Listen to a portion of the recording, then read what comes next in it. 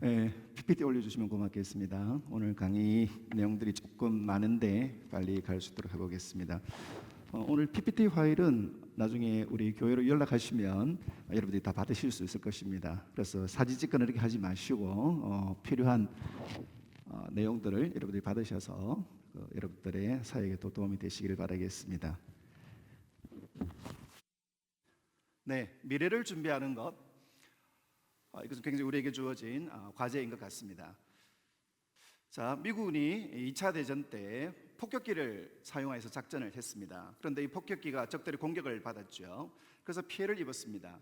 그래서 이 폭격기를 보완을 하자. 그런데 물량이 제한이 있기 때문에 어느 부분을 좀 집중해서 보완을 할까? 그렇게 하다가 작전 회의가 열렸습니다.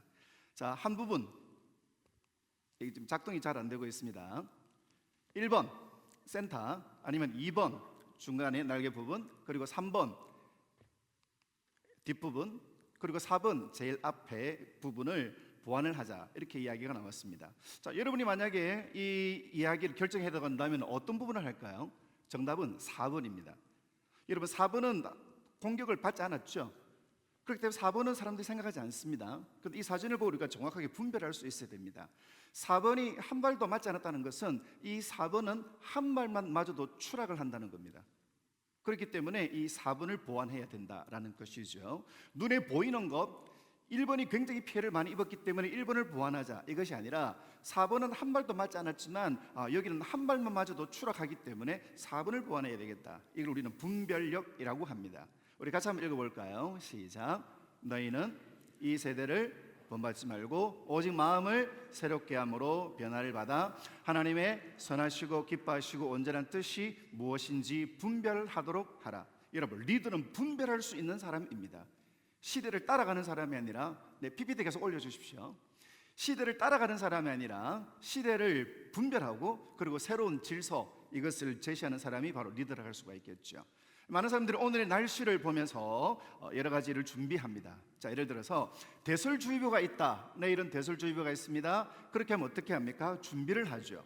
개인적으로 우산을 준비하고 따뜻한 옷을 준비합니다. 그리고 스노체인도 준비를 하죠. 그럼 만약에 이런 대설주의보가 내린다 했는데도 준비하지 아니하면 낭패를 겪을 수밖에 없습니다. 날씨주의보에도 사람들이 귀를 기울이고 관심을 기울이는데요, 우리 리더들은 시대를 바라보고 분별할 수 있어야 할 것입니다. 많은 사람들이 요즘 메타버스에 대해서 굉장히 관심을 가지고 또 여러 가지 이야기들을 합니다. 그런데 이 메타버스에 대해서 많은 분들이 오해를 하고 있는 분들이 많아요. 지난 10월 달에 국민일보에서 주최한 포럼이 있었습니다. 메타버스 시대에, 이 위드 코로나 시대에 어떻게 목회를 할 것인가. 이때 온누리교회, 또 만나교회, 또 여러 목사님들이 오셨고 또 저도 같이 이야기를 나누었습니다. 그런데 많은 분들이 오해를 하는 분들이 있어요. 첫 번째, 이 메타버스라고 하는 것은 엄청난 경비를 많이 들여야 되고 또 많은 재정을 쏟아야 되고 또 탁월한 사람들이 투입돼야 된다라는 오해들이 있습니다. 이렇게 VR을 쓰고 가상공간에서 만나는 그런 프로그램들이 있어야 된다, 그렇게 이야기들을 계속 하시는 거예요. 막대한 경비를 들여서 모두가 감동받을 수 있는, 몰입될 수 있는 이런 시스템을 갖추어야 된다, 그렇게 이야기를 대부분 하셨습니다. 혹은 이 가상공간에서 예배와 가상공간에서 모든 교육들이 이루어져야 된다라고 이야기하는 분들도 많습니다.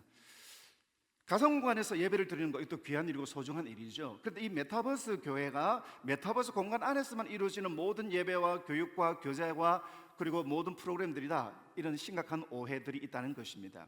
VR과 AR 그리고 MR을 합친 것, 가상현실과 증강현실과 그리고 이것을 같이 합친 것, 이것만이 메타버스의 전부다, 그렇게 오해하시는 분들이 굉장히 많습니다. 이것은 바로 이 코끼리의 한 부분만을 보고 이것이 전부다라고 이야기하는 것과 똑같은 것이겠죠. 김상균 교수가 우리나라에 이 메타버스를 본격적으로 도입하신 분인데요, 이분이 메타버스를 이렇게 정의했습니다. 현실의 문제 해결을 위한 확장 공간이다. 현실의 문제, 코로나가 터지고 혹은 팬데믹으로 인하여서 학생들이 학교에 못 오고 성도들이 교회에 못 오고 고객들이 가게에 오지 못할 때에 이 문제를 해결하기 위한 확장 공간, 이게 바로 메타버스다, 이렇게 이야기를 하셨어요. 우리가 살고 있는 현실 세계가 있고 그리고 가상의 공간이 있습니다. 이거를 실감 기술을 통해서 사람들이 어려움이 없이 만나고 교제하고 교육하고 또 신앙생활을 할 수 있는 것, 이것이라고 이야기를 하였죠. 그래서 제가 발제할 때에 그런 이야기를 하였습니다. 메타버스는 무엇이냐? 메타버스는 결국은 연결하는 것이다. 연결하는 플랫폼으로서 이것들이 진행되어야 된다라고 이야기를 합니다. 그리고 ASF라고 하는 미국 비영리 연구단체의 미래 가속화 연구재단에서 2007년도에 이미 이 메타버스가 어떤 것인가를 규정을 하였습니다. 15년 전에 메타버스는 크게 4가지의 영역이 있는데, 가상세계와 증강현실과 라이프로깅과 거울세계, 이 4가지의 영역이 골고루 유기적으로 균형을 이루는 것이 메타버스다. 그런데 오늘 많은 분들은 가상공간, 가상세계, 조금 나아가면 증강현실, 이것이 메타버스의 전부라고 오해하는 경우들이 너무 많다는 것이죠. 교육도 마찬가지입니다. 이 가상공간을 활용해서 플랫폼을 세워서 우리 어떤 교육 콘텐츠를 제공하고, 이것이 메타버스 교육의 전부가 아니라는 것입니다. 이 4가지 영역들을 잘 기억을 하고, 그리고 이 메타버스의 흐름들을 이해한다면 스마트폰 하나만으로도 충분히 메타버스 교육을 감당할 수가 있는 것입니다. 여기서 말한 이 ASF에서 4가지 말한 메타버스 영역은 말씀드린 것처럼 플랫폼을 통하여서, 조금 더 쉽게 설명을 드리면요, 가상현실이 뭐냐면 이렇게 정의하면 됩니다. 가상공간에서 만나는 것입니다. 플랫폼을 통하여서, 예를 들면 줌을 통해서 서로가 떨어져 있지만 가상공간에서 만나는 것, 이것이 바로 가상현실입니다. 증강현실은 가상과 현실이 만나고 겹쳐지는 것입니다. 지금 현대자동차에서는 자동차 신차 개발할 때 예전에는 설계도를 만들고 거기에 따라서 새로 시제품을 만들고 이것을 시험하면서 또 새로 업그레이드합니다. 이제는 홀로그램으로 바로 가상의 공간을 현실에서 만나면서 수많은 공정들과 이것들을 줄이고 있죠. 미국 한 학교에서 일어난 일인데요, 고래 견학을 하는데, 익스커션을 하는데 예전처럼 바다로 가서 배를 타고 가서 고래를 보는 것이 아닙니다. 학생들이 앉아 있는데요, 학생들의 얼굴을 보게 되면 아무런 장비가 없습니다.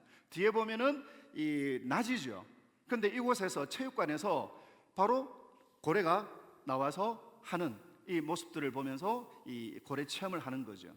저는 이걸 보면서 우리 교회에서도 다 앉아 있는데 골리앗이 나오고 여리고가 무너지고 홍해가 쫙 갈라지고, 그런 날이 빨리 오기를 진심으로 바라겠습니다. 이게 증강현실입니다. 라이프로깅이라고 하는 것은 디지털 기록을 남기는, 이것이 라이프로깅의 영역입니다.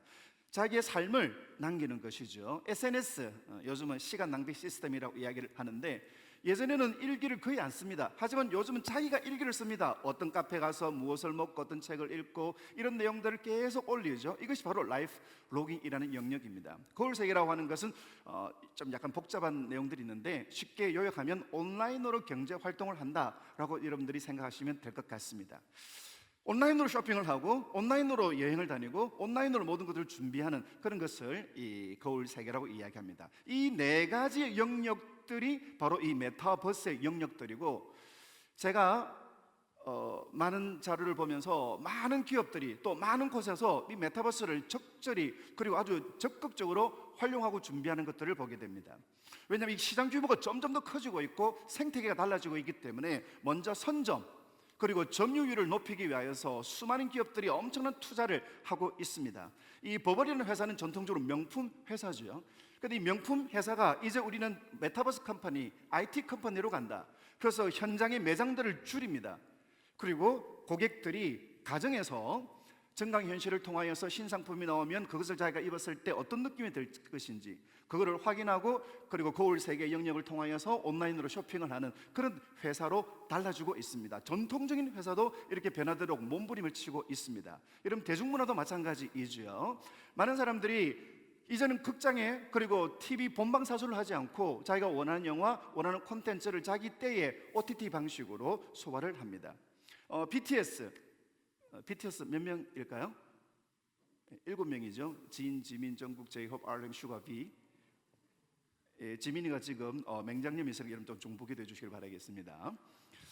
직접적으로 라이브 콘서트를 할 수가 없으니까 이제는 온라인 콘서트를 하는데요, 직접 하지 않더라도 온라인 콘서트를 하니까 2020년도에 75만 명, 2021년도에는 220만 명이 한 번의 콘서트를 통하여서 사람들이 모이는 겁니다. 이번 LA BTS 콘서트를 갔을 때 한 번 콘서트 6만 명입니다.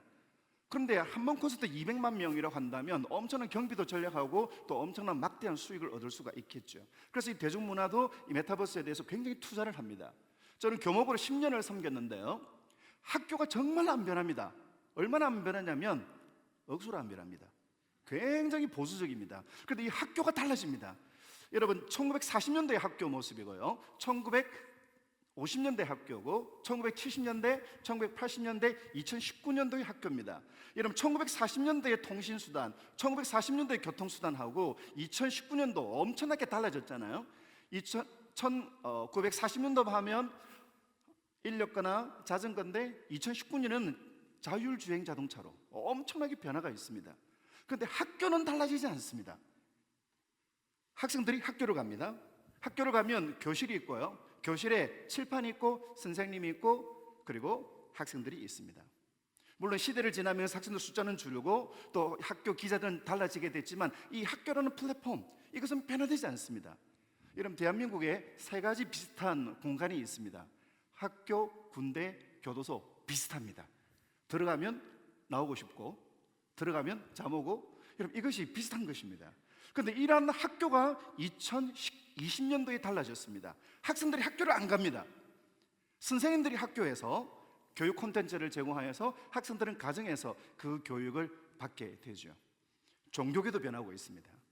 여러분, 우리가 보통 메타버스라 이 불교라고 한다면은 문명과 좀 떨어진, 불교라고 한다면 산에서 절밥을 먹고 그렇게 참선하고 그렇게 하지 않습니까? 그런데 이 불교가 이 메타버스에 굉장히 빠르게 변화되고 있습니다. 디지털 불전함을 통해 가지고 직접 절에 가지 않더라도 가정에서 설법을 듣고 시주도 하고 자기 기도 제목도 올리고 그렇게 하는 시대를 지금 우리가 살아가고 있습니다. 정문적설이라고 하는, 여러분도 아시겠죠? 수많은 사람들이 모여서 자기 이야기를 하고 자기 고민을 하면 이렇게 하세요. 그런데 팬데믹으로 인하여서 이것이 불가능해졌습니다. 어떻게 되었을까요? 암자에 혼자 있고 이것을 온라인으로 해서 정문적설을 합니다. 자기가 고민을 갖고 있는 사람들이 이야기를 합니다. 그럼 많은 청중들이 듣죠. 그리고 그 이야기를 듣고 그에 대한 이야기를 합니다. 그리고 또 한 사람이 또 다른 이야기를 하고 하죠. 그래서 이 한 장의 사진을 보면서 굉장히 충격을 받았습니다. 어떤 충격이냐면요, 우리가 보통 온라인으로 교육을 하거나 저도 온라인으로 줌으로 여러 교회 또 여러 교단 또 여러 단체들 이렇게 줌으로 강의를 많이 합니다. 그런데 크리스천들, 특별히 목사님들 대상으로 하는 강의를 하더라도, 자, 뒤에 화면을 보시면 이 정문적설한 이 순서에는 어떻습니까? 많은 사람들이 다 화면들을 다 자기 얼굴을 오픈했죠. 그런데 교회 교육을 제가 강의를 하면은요, 30% 정도만 얼굴을 오픈합니다. 나머지는 다 시커멓게 블랙되어 있어요. 그러면 이 강사가 느끼기에는 굉장히 갑갑합니다. 다 얼굴들을 보여주고 그렇게 할 때 이 강의하는 강사들도 현장감 있고 다이나믹하게. 그런데 이걸 불교는 이미 메타버스 에티켓, 메타버스에 대한 매너 굉장히 앞서가고 있습니다. 그런데 우리 기독교는 너무 느려요.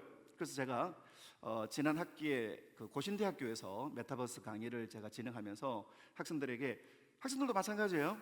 한 20% 정도만 얼굴 보여주는 거예요. 자, 여러분들, 얼굴을 보여주는 것이 매너입니다. 그래서 내가 현장에서 출석했다 생각하고 여러분들 얼굴을 보여주세요 하는데 학생들이 비디오를 켭니다. 근데 어디를 비추느냐? 천장을 비춥니다. 저는 천장에 있지 않습니다. 여러분들 얼굴을 좀 보여주세요 했더니 막 조종하더니 머리카락 이까지만 보여주는 거예요. 그러니까 더 이상 제가 이야기를 하지 않았지만, 이런 변화되는 시대에 있어서 이 불교보다도 우리가 뒤처지는, 그렇게 하면 안 되겠죠. 이단들도 마찬가지입니다. 여러분, 이미 이단들은 포털 사이트를 점령했습니다. 그래서 이단에 대하여서 우리가 궁금하거나 그런 거 있으면 신천지가 무엇이 잘못된가요? 그렇게 하면 신천지에서 만든 곳과 링크가 되도록 이 포털 사이트 같은 경우에는 이 이단들이 거의 장악하고 있습니다. 메타버스도 마찬가지입니다. 구원파 집회 장면입니다. 자기들이 오프라인으로 대형 집회를 하였지만 이 팬데믹으로 인하여서 불가능해졌습니다. 어떻게 할까요? 온라인으로 급속히 바꿔버립니다. 신천지들이 코로나 종식을 위해서 기도하자는데 와, 정말 엄청납니다. 급속하게 이 상황에 대해서 따라가고 있습니다. 여러분, 문화명령을 받고 있는 그리스도인, 하나님께 주신 이 땅을, 하나님이 주신 이 도구들을 하나님의 뜻대로 하나님이 원하시는 방법대로 이걸 바꾸어 나가야 될 그런 거룩한 삶을 갖고 있는 교회가, 기독교가 정말 이 시대를 읽고 시대를 바꾸어 나가고 그리고 시대를 새롭게 해야 된다는 그런 사명감들을 가지게 됩니다. 이 책이 제가 작년 7월 8일에 쓴 메타버스 교회 학교, 저희 교회에서 메타버스를 활용하여서 교회 학교를 진행했던 거. 저희 교회는 코로나 터기 전에 주일 오전에 120명 정도 모이는 그런 교회였습니다. 그런데 코로나 인해서 학생들이 교회를 못 오고 코로나 인해서 학생들이 신앙교육이 어려워졌습니다. 하지만 1년 6개월 동안 우리 교회가 그렇게 크지 않은 교회지만 제가 이 책에서 강조하는 게 있습니다. 하려는 사람은 방법을 찾고 말려는 사람은 변명을 찾습니다. 이 상황 속에서 우리가 무엇을 할 수 있을까? 지금 현재 우리의 재정, 현재 우리의 장비, 현재 우리의 인적 자원으로서 무엇을 할 수 있을까? 여러분, 우리가 보통 메타버스 하면 굉장히 규모가 있고 크고 그리고 물량으로 공세하고, 그것이 아니라 그렇게 할 수 없는 교회가 할 수 있는 게 없을까? 그렇게 몸부림친 그 내용이 이 책 속에 들어가 있습니다. 감사하게도 작년 8월달 한 달 동안 기독교 베스트셀러 1위를 하면서 많은 교회에서 또 많은 작은 교회에서 힘을 얻고 또 도움을 받았다는 그런 이야기를 함께 같이 나누었습니다. 자, 이 메타버스 할 때 우리가 어떤 장점을 얻을 수 있을까요? 자, 우리의 오해 중에 한 가지, 이 메타버스는 지나가는 시기다, 마치 버즈워드처럼 예전에 블루오션이나 유비쿼터스 이런 것처럼 한때 유행이다, 그리고 코로나가 끝나면 예전으로 다시 돌아간다. 여러분 어떻게 생각하십니까? 얼마 전 통계에 의하면 코로나가 끝나고 예전으로 회복되더라도 온라인으로 예배를 드리겠다 40%를 이미 돌파했습니다. 시대가 달라지고 데일리 루틴이라는 책이 있는데요, 이 책에 보면 한 사람이 하나의 습관을, 하나의 행동을 69일 동안 반복하면 습관으로 굳어진다. 그리고 우리는 지금 2년이 넘게 이런 문화 속에서 살고 있기 때문에 의식 구조가 완전히 달라지고 있습니다. 이런 상황 속에서 그러면 우리가 어떻게 메타버스를 교회와 또 목회에 우리가 적용해야 할 것인가, 우리에게 주어진 숙제입니다. 장점들 몇 가지 말씀을 드릴게요. 첫 번째는 시간과 장소의 한계를 극복한다라는 것이죠. 어느 곳에 가든지 어떤 자리에 있든지 이 메타버스를 통하여서는 예배가 가능하다는 것입니다. 저희 교회에서 계시다가 남양주에 가신 집사님이신데요, 저희에게 오셔서 세례 받으시고 집사님이 되셨고 남양주로 가셨습니다. 코로나가 터지기 전에는 코로나가 끝나면 목사님 빨리 교회 돌아갈 수 있도록 기도해 주세요, 이 손주들이 빨리 커야 돌아갈 수가 있겠습니다. 그런데 코로나가 터지고 목사님 온라인 예배 그 주소를 좀 주세요. 그렇게 하여서 이 집사님이 온라인 예배 함께 참석합니다. 아침 9시가 되면 이 집사님이 띵동 감사헌금 11조 이걸 보내와요. 그리고 시간이 되어지면 주보를 찾아서 미리 예배를 준비하시고, 설교 끝나고 나면, 예배 끝나고 나면 우리가 한 명씩 축복을 하는데, 이 줌으로 참석하신 분들을 메인으로 띄워서 우리가 축복해 줍니다. 그리고 이 카메라로 우리 온 교인들을 함께 나누면서 줌으로 참석하신 분들도 지금 어떤 성도님들이 함께 예배드리고 어떻게 축복하는 걸 함께 같이 나누죠. 웨슬레가 온 세상이 나의 교구다라고 이야기를 하였는데, 이제는 지역과 거리와 관계없이 함께 예배할 수 있는, 함께 교육할 수 있는 그런 시대로 달라졌습니다. 작년 7월 달에 글로벌 비전 캠프를 진행했는데요, 전주에 있는 초청교회라고 하는 이 교회를 세팅으로 하여서 필리핀에서 온 이 학생이 통역을 하면서 함께 집회를 같이 나누어졌습니다. 처음에는 이 캠프가 온라인으로 진행되니까 이게 제대로 될까, 그곳에 있는 사람들이 어떻게 할까. 그런데 저희들이 그 캠프에서 하고 난 스토리들을 듣고 또 영상들을 보면서 정말 큰 충격을 받았습니다. 왜냐하면 이 학생들이 온라인으로 하는 그 광성을 통해서도 정말로 뜨겁게 찬양하고 예배하고, 실제로 우리가 현지에 가서 선교지에 가서 그들을 선교하고 그들을 섬기는 것도 능력이 강한 힘이 있지만, 하지만 갈 수 없는 대신에 그 경비들을 먼저 보내어서 이 학생들에게 도시락도 학용품도 전달하고, 그리고 이 글로벌 비전 캠프를 하니까 현지 사역자들이, 예전에 같으면 학생들을 동원해서 이 선교자까지 데려다주고 또 인솔하고 그것이 전부였는데, 이제는 자기들이 학생들을 오전 오후 프로그램들을 진행하면서 이 선교지에 있는 지역 사역자들의 전투력이, 사역자 능력들이 우리가 매뉴얼도 보내드리고 간단하게 훈련도 시켜드려서 그것들이 굉장히 커졌고, 또 함께 예배드리면서 한국에 있는 우리 친구들이 그 선교 현지에 있는 필리핀은 약 120개 지역의 교회와 학교 1,700명 학생들과 함께 우리 한국인은 10개 300명 학생들 같이 예배를 드리면서 또 집회를 하면서 그들의 예배 드리는 열정을 보면서 굉장히 도전이 되고 또 우리의 섬김과 또 우리의 헌신들이 그분들에게로 도움이 되어지고 또 서로 커뮤니케이션 하면서 직접 선교 현장에 가지 않는 친구들도 선교 현장에 일어나는 다이나믹 인사역과 함께 나눌 수 있는 그런 놀라운 성과들을 함께 같이 나누었습니다. 두 번째는요, 함께 하지 못하는 분들이 나중에 영상을 통해서 스트리밍을 통해서 얼마든지 같이 볼 수가 있는 거죠. 지난 고난주간 때 저희들이 특별 새벽기를 하는데 그때 참석했던 한 친구가 저는 개근이 목표입니다. 그런데 월요일, 화요일, 수요일은 참석했지만 직접 이 라이브에 참석했지만 목요일, 금요일에는 이 상황이 여의치 않아서 집에서 나중에 밤 8시에 오전에 재생된 것들을 오전에 새벽에 했던 그 프로그램들을 같이 라이브로 스트리밍으로 보면서 자기가 참가한 그런 내용들을 함께 나눴던 시간들이 있습니다. 세 번째는요, 부모님들과 함께 신앙교육이 가능하다는 것입니다. 교회가 신앙교육을 감당하는 가장 중요한 기능입니다. 하지만 교회가 가정에서 하는 그 모든 것들을 위탁받는 것이 아니에요. 예전에 코로나가 이전에는 가정에서 학생들을 교회로 맡겨서 교회 교육을 잘 할 수 있도록 위탁합니다. 그리고 교회에서는 신앙생활 열심히 하고 훈련을 받지만 가정에 들어오면 그 다음 주 교회까지 갈까지는 아무것도 안 하죠.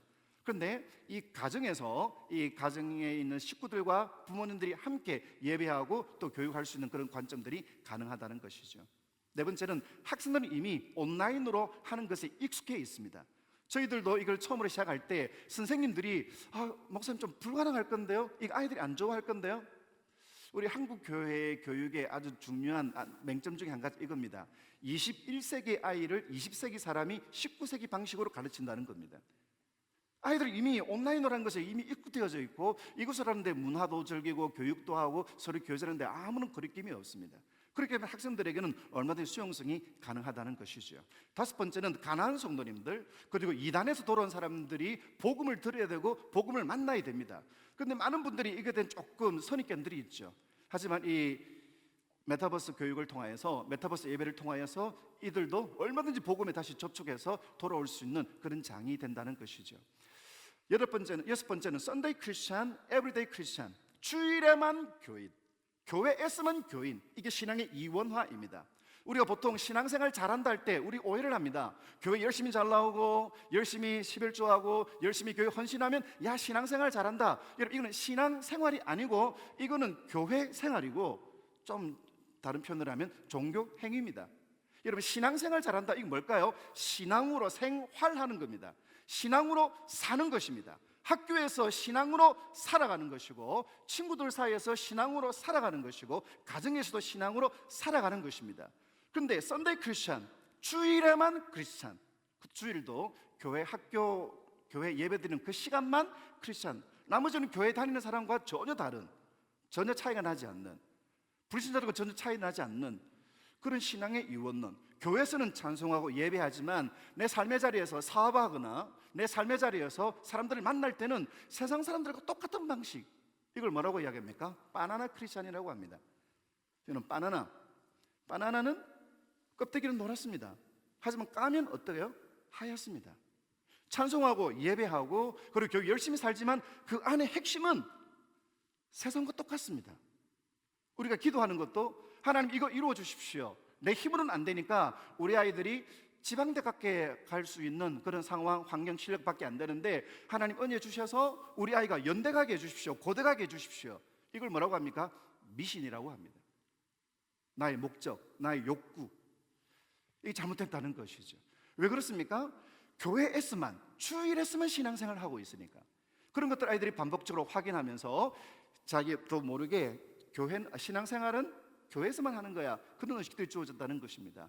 월요일뿐만 아니라 그리고 일터에서나 어디에서든지 나는 그리스도인입니다. 그리스도인의 가치관, 그리스도인의 세계관으로 살아가는 것입니다. 여러분 이것이 바로 메타버스 교육을 통하여서 항상 언제든지 복음과 연결되고 말씀을 훈련을 할 수 있는 그런 일들을 자유한다는 것입니다. 여덟 번째는요, 수동적인 학생들이 능동적인 교육 방식으로 들어올 수가 있습니다. 이 친구는 주원이라는 친구인데요, 저희 교회 학생인데 굉장히 수동적입니다. 교회 오면 그냥 아무 이야기 안 하고 뭐라 이야기하면 그냥 조금 웃다가 말고 그런 친구입니다. 그래서 주일학교에서 우리 코로나 이전에 어떤 프로그램 활동하면 그냥 늘 참석하는 그런 친구였습니다. 발표 안 해요.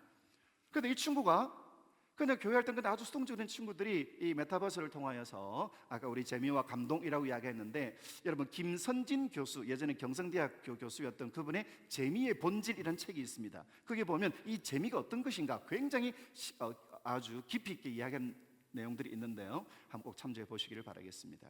그래서 이 재미와 감동을 통해서 학생들에게 여러 가지 프로그램들을 진행하면서 이 학생이 적극적으로, 자 이건 뭐냐면 방주에 노아의 방주를 설교하고 이야기하면서 자기 집에 있는 방주에 태울 동물들 한번 태우자 이야기했는데, 이 친구가 여러 가지 동물 인을 태우더니 자기 기르는 개도 강아지도 이게 딱 해가지고 막 빵긋이 웃는 거예요. 정말 빵 터졌죠. 그리고 이 친구들이 제가 학생들하고 주로 이야기할 때 여러 가지 커뮤니케이션 이야기를 하면서 저는 카메라로 학생들과 이면지로 이렇게 글을 쓰고 서로 소통하고, 카메라에 자 예를 들어서 자 여러분 초성 퀴즈 하겠습니다. 제가 이면지에다가 이영 히읗 시옷 이영을 해가지고 쫙 보여주고, 자 여러분 이게 뭘까요? 여러분 정답을 여러분 써가지고 여러분의 이면지에 써가지고 이 카메라에 비춰주세요 하면 아이들이 여호수아 와 맞아요. 자 이거는 조용한 친구들, 성격이 아주 내성적인 친구들 얼마든지 참석할 수가 있습니다. 그런데 예전에는 교회의 어떤 프로그램을 진행할 때 성격이 능동적이고 또 교회 오래 다니고 그리고 활발한 친구들이 거의 다 휘졌죠. 제가 유초등부 한 번씩 설교하면 우리 학생들 중에 약간 좀 ADHD 증세 같은 그런 친구가 있어요. 제가 설교 한마디 하면 항상 댓글 달고 뭐라고 이야기하고 설교 진행이 안 됩니다. 그런데 분위기는 굉장히 업시키죠. 그런데 이 메타버스를 통해서 우리들 교육할 때 이 친구가 막 떠듭니다. 그런데 오프라인으로 할 때는 이 친구가 떠들면 예배가 중단되고 떠들면 막 방해받는데, 이 친구 메타버스를 할 때는요 전혀 문제가 되지 않습니다. 음소거를 해버리거든요. 그럼 얘가 아무리 떠들어도 그냥 조용히 아무리 진행하는데 방해가 되지 않습니다. 학생들이 이 게임 방식을 통해서 성경을 자기가 주도적으로 참여할 수 있도록, 이거는 시골에 있는 작은 교회입니다. 진주 외곽에 있는 외율교회인데요, 제가 쓴 책, 그리고 제가 이 메타버스 교회 교육에 대해서 총 한 4번의 강의를 계속 준비를 하고 있는데, 이 교회에서 총 3번의 강의를 했습니다. 그리고 이걸 교회에 적용시켜요. 주일 학생들이 5명입니다. 이 5명인 이 교회에서 메타버스를 활용하여서 그 라이프로깅을 활용하여서 어떤 걸 하냐면, 저희 교회에서는 큐티 방을 만들어서 큐티 쉐어링을 하는데 이분도 이걸 만들었습니다. 그러니까 저희 교회에서 어떤 걸 진행했냐면, 고난주간 때 십자가 사진, 일상에서 십자가 사진을 찍어서 이걸 단톡방에 올리기. 그 학생들이 다니면서 길가에 있는 보도블록 아니면 또 그 식당에 혹은 카페트에 십자 무늬만 보면 이걸 찍어서 올리는 거예요. 그래서 이것을 이 교회에서, 이 진주 외율교회라고 하는 이 교회에서 이걸 도입을 했습니다. 그적인 학생들은 소극적이고 학생들은 말이 없고 반응이 없고 이렇게 해서 굉장히 걱정했대요. 아이들이 계속 잘할 수 있을까? 그런데 이분이 깜짝 놀랐습니다. 3일 동안에 120장의 사진을 찍어서 올렸어요. 그리고 이 아이들 한 말이 고백이, 와 목사님 모든 곳에 십자가가 있어요. 학교에 가도 길가를 가도 시내 나가도 다 십자가가 있어요. 그래, 예수님은 우리와 늘 함께 하신다.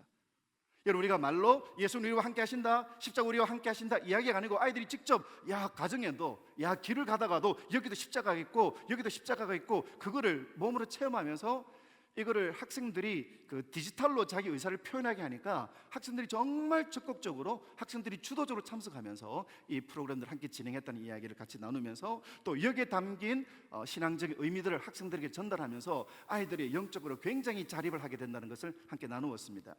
그리고 1일 1감사, 하루에 하나씩 감사하기, 이걸 단톡방에 올립니다.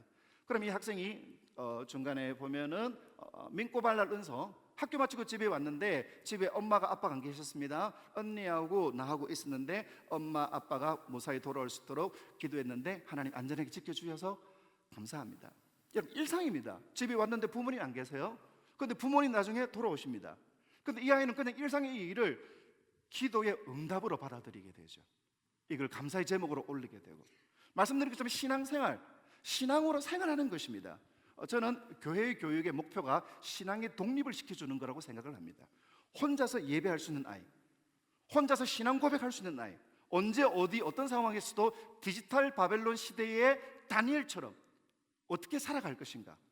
다니엘서 1장 8절 말씀처럼 뜻을 정하여 세상에 물들지 아니하는, 학교에서든지 어떤 유혹과 어떤 고난에서도 믿음의 독립을 시키는 아이.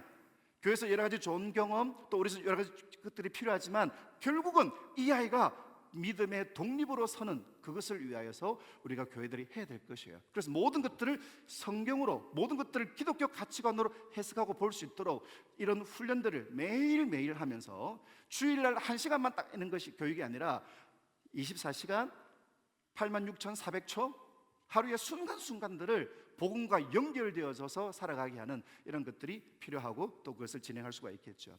9번째는 소속감을 가질 수가 있다. 다시 말해서 이런 메타버스 교육을 통하여서 여러 가지 프로그램들 할 때 우리 교회는 이런 걸 하고, 우리 교회는 정말 우리를 사랑하고, 우리 교회는 우리를 위해서 그냥 손 놓고 코로나 지나가기까지 기다리는 것이 아니라 정말로 방법을 찾아서 우리에게 오시고, 그리고 우리가 좋아하는 또 우리에게 익숙한 방법들로 우리들에게 말씀과 복음을 전해줄 때에 여러분 그 소속감은 굉장히 크고 자부심으로 이어지게 됩니다. 10번째는 가정이 교회가 된다. 아까 말씀드린 것처럼 교회에다가 위탁시킵니다.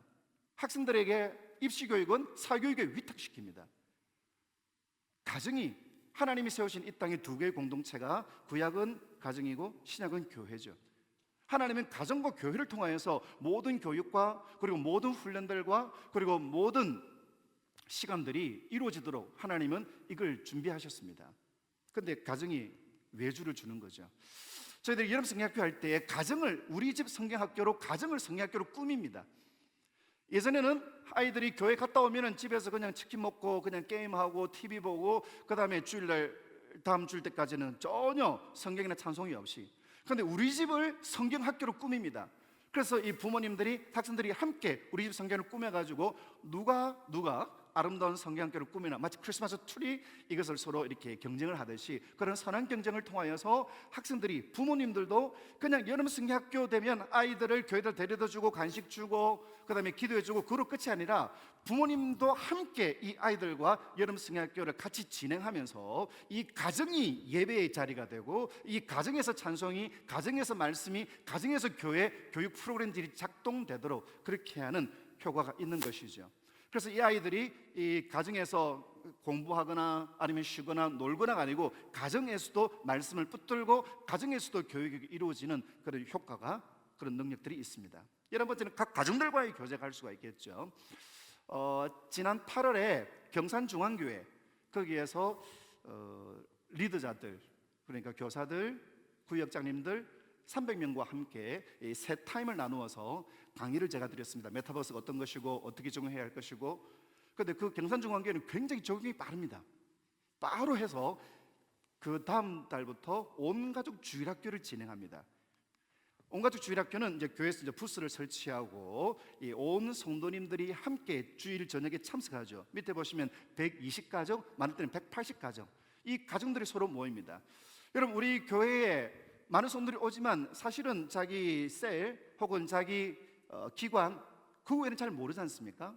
그런데 온 가족 주일학교를 통하여서 여러 가지 게임을 통하고 또 여러 가지 퀴즈, 또 여러 가지 프로그램들을 진행하면서 우리 교회에 저분도 우리 교인이구나, 저분은 이렇게 살아가시는구나, 그냥 겉으로 보여지는 그냥 포장된 모습이 아니라 실제 모습들을 함께 나누면서 서로의 소속감 그리고 서로의 공동체 의식들을 나누는데 굉장히 유용하게 그렇게 프로그램들을 진행하면서 너무 감사하다고 그렇게 함께 시간을 나눴던 적이 있습니다. 그리고 12번째는 자발적 전도가 이루어진다라는 겁니다. 저희들이 학생들에게 큐티 교재를 저희들이 2달에 한 번씩 나누어 주는데, 처음에는 목사님이 나눠주고 쌤이 나누어 줬습니다. 그런데 아이들이 수동적으로 받기만 하는 것이 아니라 자기가 큐티 교재를 가져가면 좋겠다. 그런데 여기에다가 우리가 재미의 본질이란 것처럼 여기에다가 재미, 여기를 결합시키면 좋겠다. 그래서 어떻게 했냐면 방탈출 게임을 적용시켰습니다. 그래서 학생들이 스마트폰을 가지고 와서 QR코드를 찍으면 이 프로그램들을 따라가지고 이 한 단계 한 단계 한 단계 총 4단계 코스를 가면 거기에 간식도 있고 그 다음에 큐티 교재를 가지고 그렇게 하도록 저희들이 프로그램을 짜서 저희들이 진행을 했습니다. 이때 쌍둥이 우리 학생이 교회를 오는데 자기 친구들이 야, 너 어디 가냐? 교회 가. 교회? 요즘 애들 뭐 그런다 그러죠. 요즘도 교회 가나? 교회 왜 가? 교회 방탈출 게임 하러 가. 방탈출 게임? 그게 뭔데? 우리 교회에서 준비한 게임이야. 와, 재밌겠다. 우리 가도 돼? 잠깐만. 목사님 전화가 왔어요. 목사님, 친구도 가고 싶어 하는데 부모님 허락을 받아야 되겠지? 허락을 이렇게 전화해서 받았대요. 총 몇 명이니? 4명이에요. 그럼 너희들이 그 아이들 잘 인도해서 이 교회에서 잘 할 수 있도록 도와줘. 그래서 교회 안 다니는 친구들이 처음으로 교회에 왔습니다. 근데 교회에 처음에 온 친구들이 교회에 다니는 친구들보다 훨씬 더, 왜냐면 여기에다가 게임의 요소와 재미의 요소와 이런 내용들을 했기 때문에 교회 안 다니는 아이들보다 훨씬 더 능동적으로 적극적으로 참여하면서 그렇게 프로그램들을 진행했습니다. 교회 안 다니는 아이들이 성경 찾아가면서 출애굽기 10가지 재앙 순서를 따라서 찾아내서 이 그림을 붙이고 하는 거, 그런 걸 통해 가지고 이 학생들이 자발적으로 교회에 오도록, 나도 너 교회 가고 싶다, 그런 것들을 만들 수 있는 것이 바로 이 메타버스 교회 학교의 장점일 것입니다. 이로써 저는 다양한 사역이 가능하다는 것이죠. 온라인을 통해서 게임도 하고, 그리고 이 학생들에게 강의도, 그리고 큐티 코칭도 가능한, 얼마든지 시간과 공간을 뛰어넘는 것이 있을 수 있습니다. 14번째는 학습력이 향상된다고 할 수가 있는데요, 아이들이 큐티하면 이 어린아이들이 스스로 큐티하고 그 큐티 내용들을 단톡방에 올립니다. 그럼 이 단톡방에 올리면 밑에 쌤들이 축하해주고 박수 쳐주고 또 인정해주고 칭찬해주고, 이 친구가 약간 조금 지적으로 조금 문제가 있었습니다. 근데 이 친구들이 큐티를 1년, 2년 쭉 하면서 그 부모님이 너무너무 감사하다고 이 아이가 편지 쓰기에서 상을 받았다고. 말도 제대로 못하는 이 아이가 큐티를 계속하면서 선생님들이 깜짝 놀랄 정도로 문해력이, 그리고 표현력이, 문장력이 엄청나게 좋아졌다고. 경건은 내생과 현생이 유익이 되는 것입니다. 이 메타버스 시대에 정말로 중요한 에너지가, 정말 중요한 기능이 문해력입니다. 오늘날 우리 한국이 문해력이 꼴찌예요, 전 세계. 특별히 디지털 문해력, 이 정보가 진짜냐 가짜냐 세계 최하위입니다. 그런데 이 말씀을 통하여서 아이들이 분별력을 가지고, 말씀을 통하여서 아이들이 변화된다는 것이죠. 수능을 앞둔 요고 3학년의 큐티책, 여러분 이것들을 통하여서 정말로 모든 부분들이 달라지고 변화될 수가 있을 겁니다. 문제점이 있죠. 집중하기 어렵다, 참 힘듭니다. 특별히 온라인으로 메타버스 공간은 이런 오프라인과는 완전히 다른 것이기 때문에 학생들이 집중하기 굉장히 힘듭니다.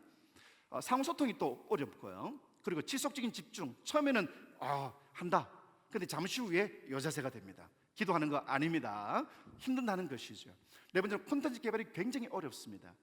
그래서 제가 이 책을 통하여서 이 많은 분들에게 이 메타버스 교회 학교, 특별히 또 고신대 이번 학기에도 많은 학생들과 함께, 그럼 이 메타버스 시대에 어떻게 교회 콘텐츠를 만들 것인가, 그런 내용으로 또 함께 강의를 또 준비를 하고 또 여러 가지 개발들을 하려고 하고 있습니다. 저는 총 4가지 강의를 준비하고 있어요. 이 메타버스 시대가 어떤 것인가, 그럼 이걸 교회에 어떻게 적용해야 할 것인가, 한 90분 강의, 이 슬라이드 한 300장 정도 됩니다. 그런 내용으로 강의를, 또 두 번째는 이 메타버스 세대는 어떤 세대들인가, 메타버스 시대 속에서 살아가온 이 세대들은 우리의 지적과 또 우리의 정서와 또 우리의 의지와는 완전히 다릅니다. 대인관계 완전히 다릅니다. 요즘 쌍둥이도 세대 차이 느낀다 그러지 않습니까? 완전히 다릅니다. 그러면 우리가 그 아이들을 어떻게 이해를 해야 할 것인가, 그 아이들의 눈높이에 맞춰야 되는데 그것을 이해하기 위해서 이것도 한 90분 정도 강의로, 그리고 이 메타버스 시대에 교회가 어떻게 대처해야 할 것인가, 그리고 또 하나의 강의는 앞으로 이 메타버스 시대는 어떤 능력이 필요해질 것인가. 1차, 2차, 3차, 4차를 넘어서 이제 메타버스 시대인데, 여러분 농업 시대는 힘쓰고 정직하고 그리고 열심히 있는 거, 이게 능력입니다. 그런데 이 메타버스 시대는 그런 능력이 아니라 전혀 새로운 능력이 필요합니다. 그러면 그 능력은 어떤 것인가? 그러면 그 능력을 교회가 어떤 교육 프로그램을 통해서 키워주고 길러주고, 이 학생들이 메타버스에 적응하는 것이 아니고, 아까 세다고, 진짜 브랜드가 중요한데 진짜 셉니다. 세상을 다스리고 세상을 리딩할 수 있는, 그냥 겨우겨우 살아가는 것이 아니라 세상의 기준이 될 수 있는 그런 능력들을 세우는 것이 어떻게 해야 할 것인가, 그런 내용도 90분짜리로 해서 강의를 함께 나누고 있습니다. 여러분, 코로나로 인하여서 많은 것들이 새로운 시대가 되어졌죠. 여러분, 각 팬데믹들이 계속 있어 왔습니다. 근데 팬데믹 있고 난 이후에 항상 변화가 되어졌어요. 흑사병으로 인하여 중세 시대가 무너지고 르네상스가 시작되어졌습니다. 그래서 이 코로나 이전과 이후로 완전히 달라지게 될 것이다, 수많은 사람들이 이야기를 합니다. 저는 항상 이야기해요. 체인지는 찬스다. 이거는 변하는 기회입니다. 요것만 간단하게 한 2분 정도만 이야기를 더 하고 마칠게요. 모든 길은 로마로 통한다. 여러분, 이 로마의 길은 군사적인 목적으로 내란을 진압하기 위해서, 그리고 무역을 위해서 만들어졌습니다. 그런데 이 도로를 통하여 복음이 땅 끝까지 전해졌죠. 헬라어 역시 법을 집행하고, 그리고 그 무역을 위해서 이 헬라어가 전 로마 제국에 통용되었습니다. 그런데 이 헬라어로 성경이 신약이 기록되어졌죠.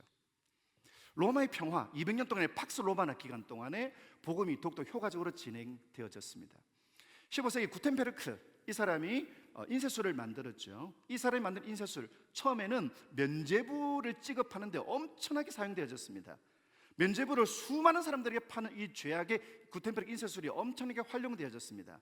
그런데 루터가 1517년 95기에서 반박문을 하고, 그리고 이 자기의 저작들을 쓰고 성경을 라틴에서 독일어로 번역하고, 그런데 이것이 전 유럽에 퍼지면서 구텐베르크 인쇄술이 종교 교육의 핵심이 되어졌습니다.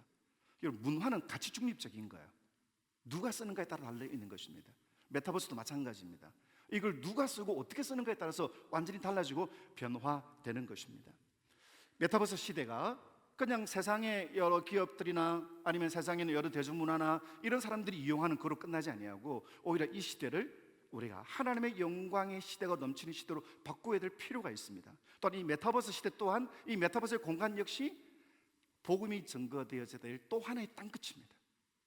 좀 더 관심이 있으신 분들은 이 책이나 강의를 통해서 좀 더 관심을 가지시고, 이 메타버스 시대에 우리가 어떻게 교회를 섬길 것인가 더 고민하고 좋은 대안들을 찾아내고, 그래서 여러분들이 섬기는 교회, 또 여러분 섬기는 교회 학교에 놀라운 부흥의 역사가 일어나게 되기를 진심으로 축복합니다. 감사합니다.